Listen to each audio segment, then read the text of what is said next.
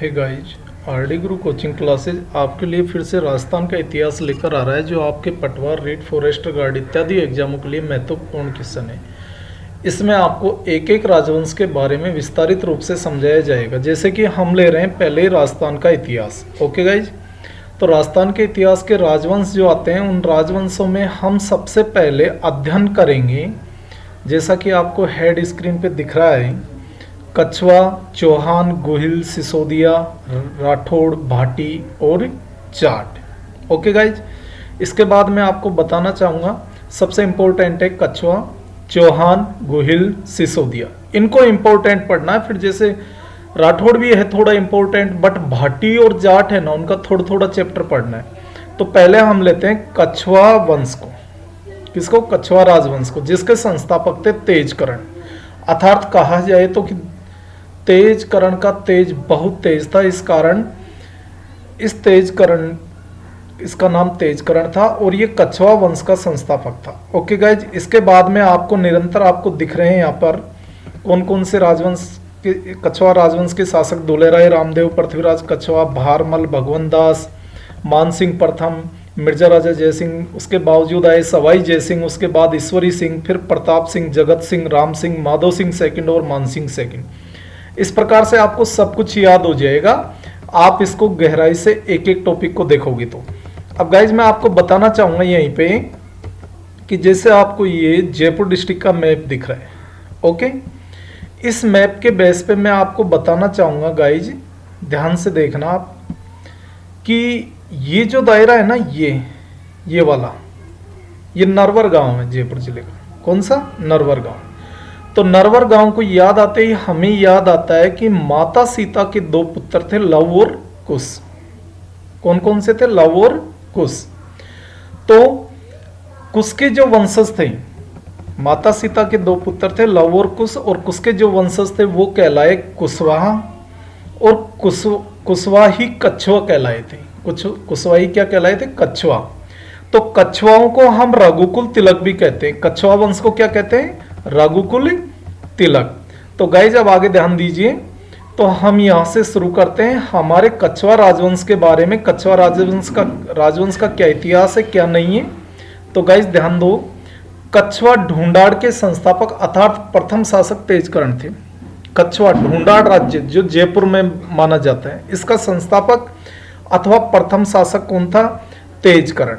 Okay guys, Tejkaran इसका संस्थापक हो गया। तेजकरण ने सर्वप्रथम क्या किया कि दौसा के बड़गुजरों को हराकर 1137 में दौसा को अपनी राजधानी बनाया, जो कछवा वंश की प्रथम राजधानी थी। ध्यान देना गाइज, कछवा वंश की 3 राजधानी थी। आमेर तो, जयपुर तो बाद में बना था, पहली राजधानी थी दौसा। और एक इसने क्या किया, दौसा जिले में एक गांव आता है मांझी गांव, उसका नाम बदलकर इसने रामगढ़ रख दिया। क्या किया? रामगढ़ रख दिया। और तेजकरण जी ने एक कार्य यह भी किया था, जमवाई माता का मंदिर बनाया, जो कछवा वंश की कुल देवी थी, जबकि कछवा वंश की आराध्य देवी शिला देवी थी, जिसकी मूर्ति राजा मानसिंह बंगाल से लेकर आए थे। ये मानसिंह के टाइम पे अपन सबको रीड करेंगे। ओके गाइज, आगे चलिए। तेजकरण के बावजूद जयपुर का शासक आता है धोलेराई या कोकिलदेव। ठीक है, इसके बाद में कौन आता है? धोलेराई या कोकिलदेव। तो धोलेराई ने क्या किया? धोलेराई ने किया, मीणाओं को हराकर 1207 में, क्या? मीणाओं को हराकर 1207 में इसने आमेर को राजधानी बनाया। धोलेराय ने क्या किया? 1207 में आमेर के मीणाओं को हराकर राजधानी बनाया, क्योंकि हमारे जयपुर में सबसे बड़ा साम्राज्य था मीणाओं का, पहले यहां शासन चला करता था। तो मीणाओं के शासन में जो धोलेराय आया, तो उसने मीणाओं को हराकर दूसरी राजधानी कछवा वंश की आमेर को बनाया, जो यह राजधानी हमारी 1207 से लेकर 1727 तक रही। 1727 में जाकर जयपुर ही राजधानी बनेगा। और धोलेराय के जस्ट बाद में आया हमारा अगला शासक रामदेव। रामदेव ने क्या किया? रामदेव ने एक कार्य यह किया था कि कदमी महल आमेर में बनवाया, जो जयपुर के राजाओं का राज तिलक स्थल हुआ करता था। समझे? रामदेव ने क्या किया? कदमी महल आमेर में बनवाया जो जयपुर के राजाओं का राज तिलक हुआ करता था यहाँ पर। और एक विशेषता और ध्यान रखना, राम जयपुर के दरबार से संबंधित है। जयपुर के जो राजाओं का राज तिलक होता था ना, वो जयपुर के मीणा समाज के लोग अपने खून से करते थे। ठीक है। इसके बाद में अगला शासक आता है रामदेव के बाद में पृथ्वीराज कछवाहा। कौन आता है? पृथ्वीराज कछवाहा। पृथ्वीराज कछवाहा ने क्या किया जयपुर में? कछवाहा राजवंश का शासक था। इसने क्या किया वो देखिए। अब इसने सबसे पहले आमेर को 12 भागों में बांटा, जो 12 कोटड़ी के नाम से कहलाया। आमेर को कितने भागों में बांटा? 12 भागों में बांटा, जो 12 कोटड़ी कहलाया। और यही पृथ्वीराज थे जो खानवा के युद्ध में राणा सांगा की सहायता की थी। आता है ना खानवा के युद्ध में पृथ्वीराज कौन सा पृथ्वीराज? वो पृथ्वीराज कछवाहा वंश का शासक था, जिसने खानवा के युद्ध में राणा सांगा की सहायता की थी। इस पृथ्वीराज कछवाहा के बाद में जयपुर का शासक आता है भारमल। कौन आता है? भारमल। भारमल ने इसके शासन काल में जो कार्य कराए वो इस प्रकार से हैं। ये वो मोस्ट चीजें हैं जो आपसे कंटिन्यू निरंतर हर बार हर एग्जाम में पूछी गई है। गाइज हमारे यदि पूरे वीडियो को देखना चाहते हो तो हमारे चैनल को सब्सक्राइब जरूर करें, अन्यथा बीच में गाड़ी अटक जाएगी, ये ध्यान रखना। तो भारमल ने सबसे पहले क्या किया कि लबाण दौसा को बसाया। दौसा जिले में जो लबाण गांव है उसको बसाया। और एक इसने क्या किया, आमेर में जो जामा मस्जिद आज भी बनी हुई है वो राजा भारमल ने बनवाई। और राजस्थान का यह प्रथम मनसबदार राजा था। राजस्थान का प्रथम मनसबदार शासक कौन था? भारमल था, जो जयपुर के कछवाहा वंश का था। एक इसने क्या किया, भारमल के समय दिल्ली का शासक अकबर था। भारमल के समय कौन था? दिल्ली का शासक अकबर था, जो जियारत करने अजमेर जा रहा था। तो सांगानेर आकर रुका वो। भारमल का जब जयपुर में शासन था उस समय दिल्ली में शासन था अकबर का। अकबर ने क्या किया, जियारत करने जा रहा था अजमेर। अपने बोलते हैं जात देने जाते हैं, तो ये कहते हैं कि जियारत करने जा रहे हैं, तो वो सांगानेर आकर रुका। यहीं पर राजा भारमल अकबर से मिलने गया और भारमल ने अकबर की अधीनता स्वीकार की। तभी कहा गया है कि भारमल राजस्थान का पहला शासक था जिसने मुगलों की अधीनता स्वीकार की। तो आप बता सकते हो कि भारमल ने सांगानेर में ही मुगलों की अधीनता स्वीकार की थी सम्राट अकबर की। अकबर जब जियारत के बाद में, ये टॉपिक दिख रहा है ना आपको, इसको देखना है। अकबर जब जियारत के बाद वापस दिल्ली जा रहा था तो सांबर में रुका। कहां पर रुका? सांबर में, जो खारे पानी की झील है फुलेरा रेलवे स्टेशन के पास। तो जब ये यहां रुका तो साफ साफ लिखा गया है कि जब ये यहां रुका तो हिंदू मुस्लिम रीति रिवाज से इसने जोधाबाई से शादी की थी। किससे शादी की? तो अब आपको पता है जोधाबाई और अकबर का विवाह स्थल क्या हुआ। तो जोधाबाई और अकबर का विवाह स्थल हो गया सांबर फुलेरा। ठीक है गाइज। इसके बाद में भारमल के बाद जयपुर का शासक आता है भगवंत दास। तो भगवंत दास ने चित्तौड़ का जो तीसरा साका हुआ ना, तब अकबर के साथ था। और इनकी पुत्री भगवंत दास की पुत्री मानबाई थी, जिसका विवाह सलीम से हुआ। किससे हुआ? सलीम से। और इन दोनों का पुत्र खुसरो था। कौन? अमीर खुसरो किसका पुत्र था? मानबाई और सलीम का पुत्र था। और भगवंत दास का दोहिता था ये। इसके बाद शासक आता है गाइज मानसिंह प्रथम। मानसिंह प्रथम ने जयपुर के लिए बहुत कुछ किया है। अब आप इसको थोड़ा सा डिटेल से पढ़ोगे। मैं आपको बताना चाहूंगा यहाँ पे कि मानसिंह प्रथम का जब शासक था, जयपुर में शासन था, उस समय दिल्ली का शासक भी अकबर था। यानी कि अब आप समझ चुके होंगे कि हमारे कछवाहा वंश के 3-4 शासक बदल चुके हैं, बट दिल्ली का अभी अकबर वो का वही राजा है। इस समय मानसिंह कुंवर था, यह शासक नहीं बना था, राज तिलक नहीं हुआ था। तो इस समय कुंवर को काबुल का सूबेदार बनाया गया। मानसिंह को कहां का बनाया गया? काबुल का। तो जब ये काबुल गया था तो काबुल से लौटते वक्त मानसिंह लाहौर से एक कला लेकर आए थे। कहां से लेकर आए थे? लाहौर से एक कला लेकर आए थे, और उस कला का नाम है ब्लू पोट्री। क्या है? Blue pottery. और इसने ये अपने जयपुर में स्थापित कर दी थी। और ब्लू पोट्री का वास्तविक संस्थापक कलाकार है Kripal Singh Shekhawat. Sorry, blue pottery के वास्तविक कलाकार कौन है? कृपाल सिंह शेखावत। ठीक है गाइस, ध्यान रखना। आगे देखो, बाद में इसको क्या किया? मानसिंह को बिहार पटना का सूबेदार बना दिया गया। और अभी भी ये कुंवर ही है, कंवार है, इनका राज तिलक नहीं हुआ। कहने का मतलब राज तिलक हो जाता तो कुंवर वर्ड हट जाता, इसके आगे से शासक हो जाता, राजा हो जाता, तो अभी भी ये कुंवर थी।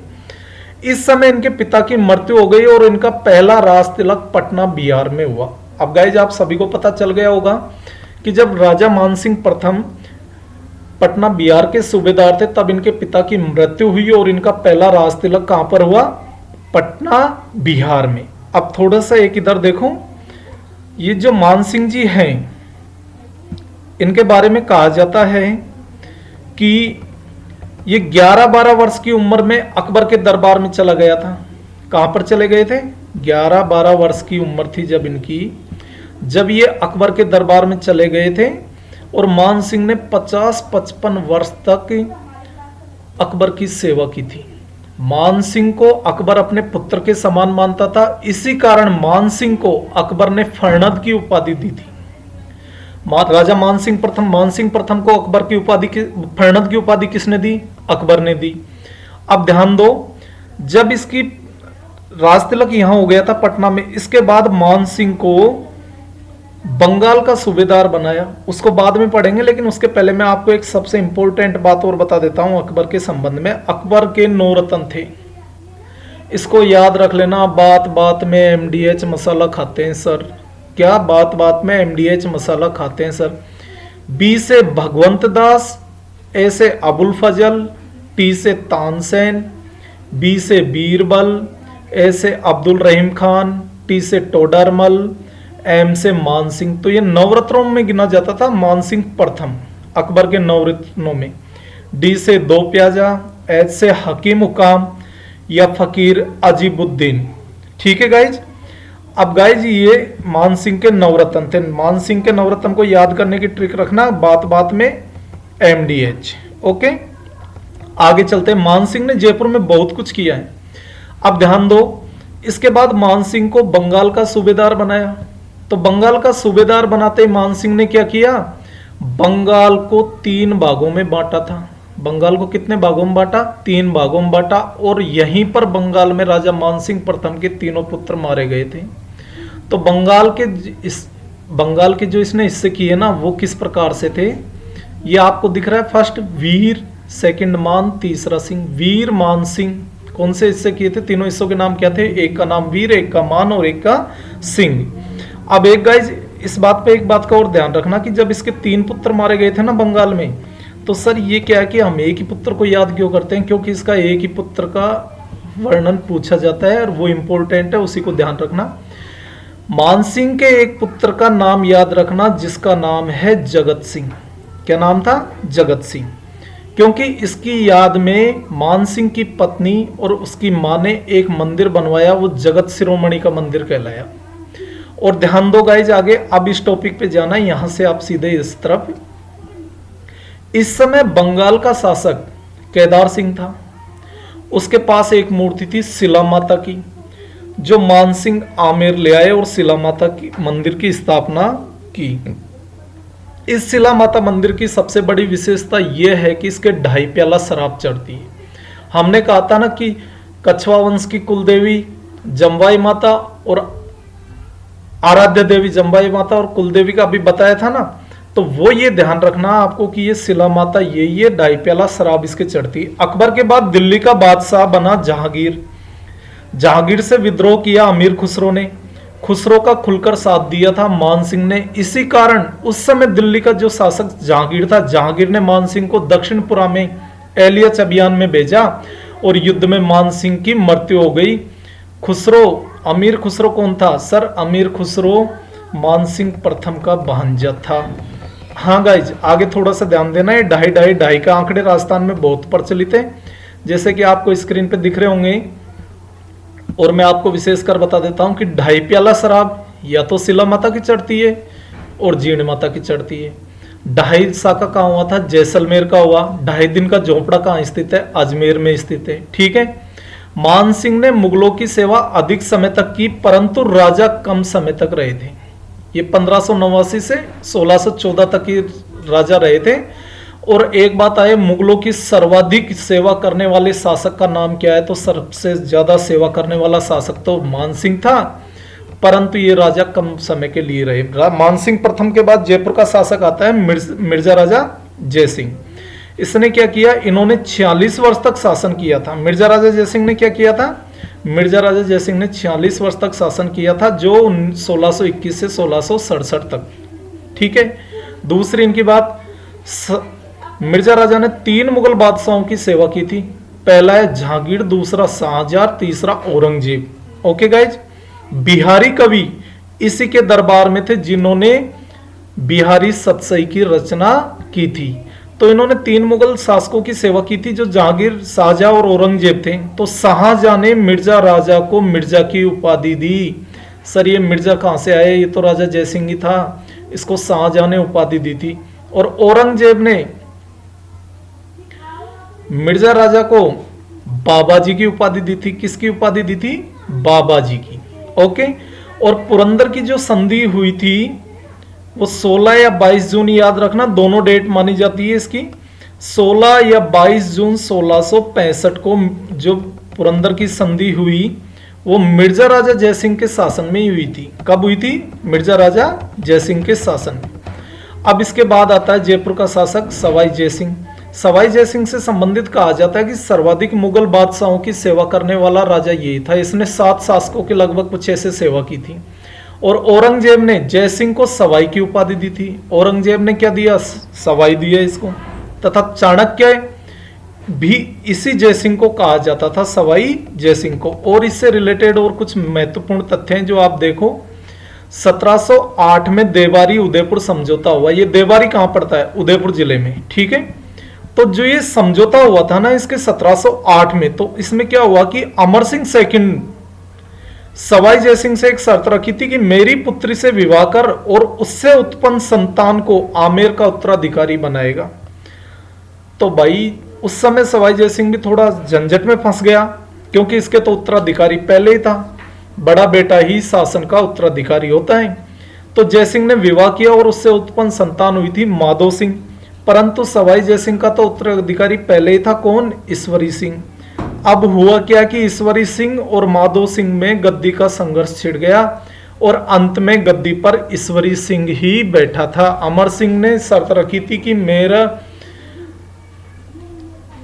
माधो सिंह, इसकी बेटी से जो संतान उत्पन्न होगी माधो सिंह थी, कि वो ही गद्दी पर बैठे, पर उसके तो पहले ही शासक था ईश्वरी सिंह। तो ईश्वरी सिंह व माधो सिंह में कछवा राजवंश की गद्दी पर बैठने को खूब संघर्ष छिड़ा और अंत में माधो सिंह इस हार गया और ईश्वरी सिंह ही गद्दी पर बैठा। इस समय मेवाड़ के शासक थे संग्राम सिंह सेकंड थे। जब जयसिंह संग्राम सिंह के पास जाकर बोले कि मैं मराठों से काफी परेशान हो चुका हूं और इनसे पीछा कैसे छूटे, इनसे मुक्ति कैसे मिले, तो संग्राम सिंह सेकंड ने क्या किया कि संग्राम सिंह सेकंड ने माधो सिंह इसको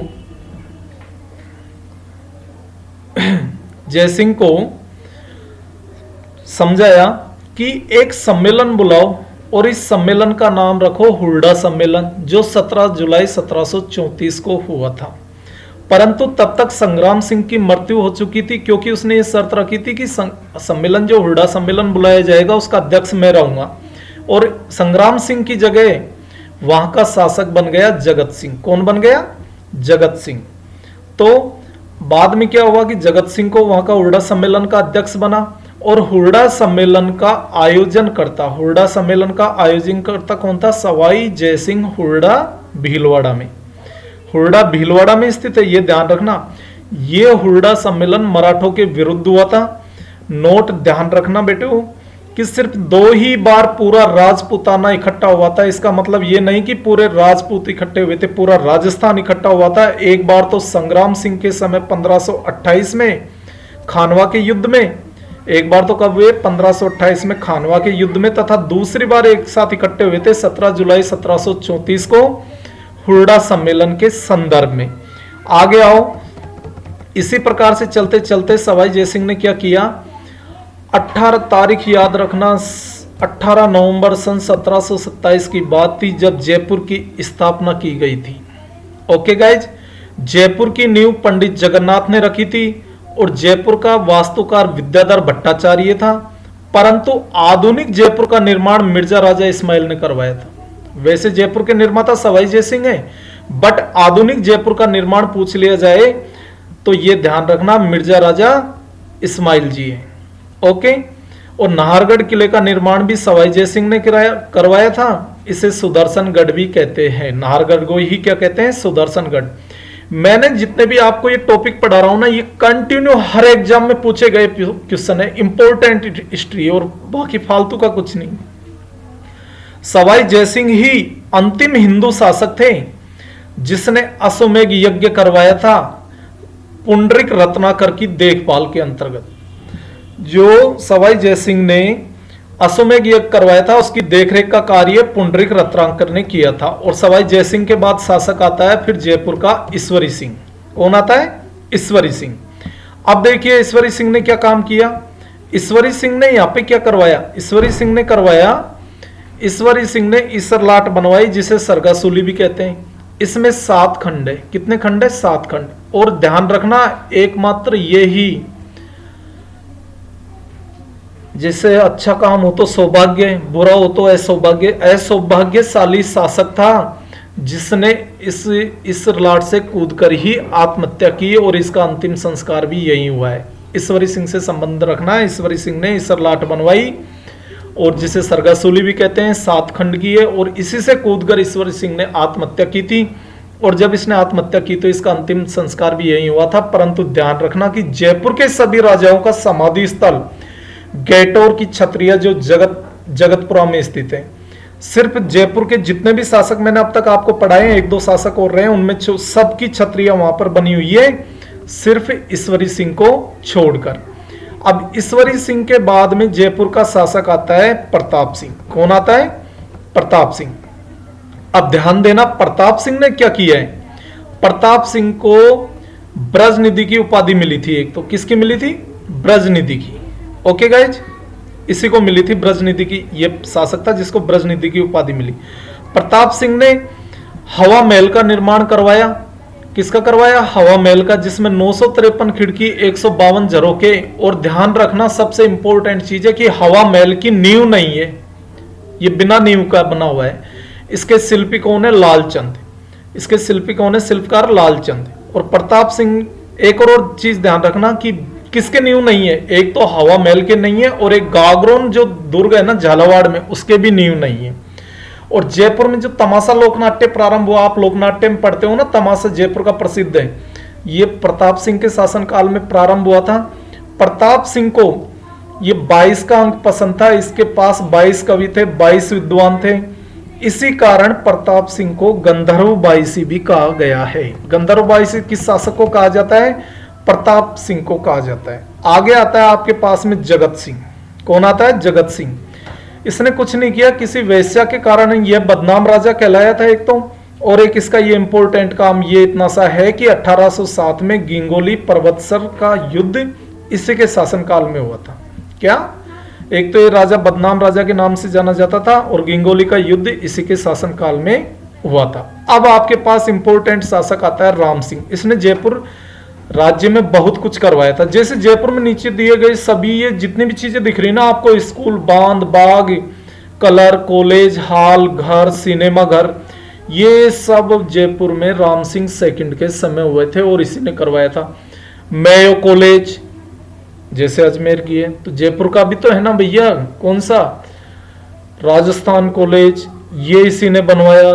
पिंक सिटी जयपुर को कहते हैं, तो ये पिंक कलर किसने करवाया? राम सिंह ने करवाया। अगर कोई भी आपको जयपुर में ये सब पूछ लिया जाए कि स्कूल, बांध, बाग, कलर, कॉलेज, हॉल, घर, सिनेमा घर किसके शासनकाल में निर्मित हुए, सीधे सीधे याद रखना किसी के में नहीं हुए थे, सिर्फ राम सिंह सेकंड के में हुए थे। किसके में हुए थे? राम सिंह सेकंड के में। राम सिंह सेकंड के बाद में आता है माधो सिंह सेकंड। माधो सिंह सेकंड ने कुछ नहीं किया, पासवान रानियों के लिए 9 महल, एक जैसे महल जो नाहरगढ़ में स्थित है वो बनवाए थे माधो सिंह सेकंड ने।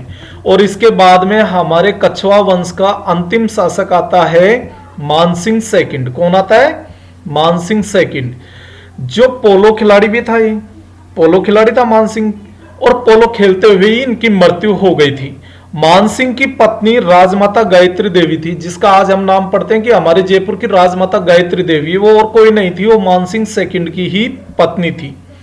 गायत्री देवी एक हीरोइन भी थी और गायत्री देवी प्रथम महिला थी जो लोकसभा में गई थी। आपसे पूछ लिया जाए कि राजस्थान से प्रथम महिला जो लोकसभा में गई थी, जयपुर की राजमाता के नाम से याद कर लो। अब ये अंतिम राजमाता ये मैं नहीं मानता हूं, ठीक है, क्योंकि अंतिम राजमाता तो शायद कोई और है। तो पहली महिला थी जो लोकसभा में गई थी, हीरोइन भी थी, और ये गायत्री देवी हमारे राजस्थान की नहीं थी, ये बिहार की राजकुमारी थी। कहां की थी? बिहार की राजकुमारी। तो गाइस इस प्रकार से आपको प्रत्येक राजवंश का टॉपिक पर डे को मिलेगा। आप हमारे चैनल को लाइक, सब्सक्राइब और शेयर करना ना भूलें। जितना हो सके इसको ज्यादा से ज्यादा शेयर करें, और भी शॉर्टली एंड स्वीटली टॉपिक आपके लिए नेक्स्ट वीडियो में उपलब्ध रहेगा।